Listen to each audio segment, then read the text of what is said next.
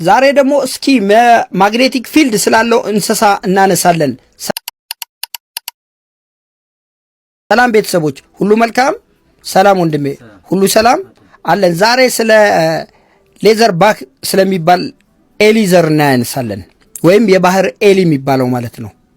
የሚገርምህ ይሄ የባህር ኤሊ እስከ 700 ኪሎ ግራም ድረስ ይመዝናል። ቆዳው በጣም ስስ ነው። እጅግ በጣም የሚገርሙ ነገሮች አሉት። ፎሎ እያደረጋችሁ ቤተሰብ በአንድ ጉዞ እስከ 16000 ኪሎ ሜትር ድረስ ይጓዛል። 16000 ኪሎ ሜትር። የሚገርምህ ነገር ተመልሶ ቦታውን የተነሳበትን ቦታ ያውቀዋል። በተፈጥሮ የተሰጠው ማግኔት አለ። ልክ ያ ማግኔት እንደ ኮምፓስ እና እንደ ጂፒኤስ ይጠቀምበታል።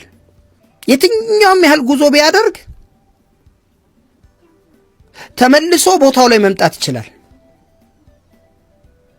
ሌላው ደግሞ ለየት የሚያደርገው ነገር ወደ ታች ጥልቀት በውሃ ውስጥ ማለት ነው እስከ 4000 ጫማ ወይም 1.3 ኪሎ ሜትር ወደ ታች መጥለቅ ይችላል።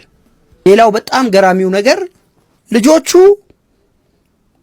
የተወለዱበትን ቦታ ያውቁታል። እንቁላል ተጥሎ በእንቁላል ነው አሸዋ ባህር ዳርቻው ላይ አሸዋ ላይ ነው እንትምትለው የተፈለፈሉበት ቦታ ከአመታቶች በኋላ ራሱ ያውቁታል ያንን ቦታ። ፎሎ እያደረጋችሁ ነው ቤተሰብ። ሌላው በጣም ገራሚው ነገር የሚወልዱትን ልጅ ባሸዋው የአየር ሁኔታ ይወሰናል። ምክንያቱም 16000 ኪሎ ሜትር ይሄዳሉ ካልን በጣም ሞቃት ቦታም እንዲሁም በጣም ቀዝቃዛ ቦታም ሊያሳልፉ ይችላሉ። አሸዋው በጣም ሞቃት ቦታ ከሆነ የሚወልዷቸው ልጆች ሴቶች ናቸው ይታወቃል። የፈጣሪ ስራ በጣም ነው የሚገርመኝ።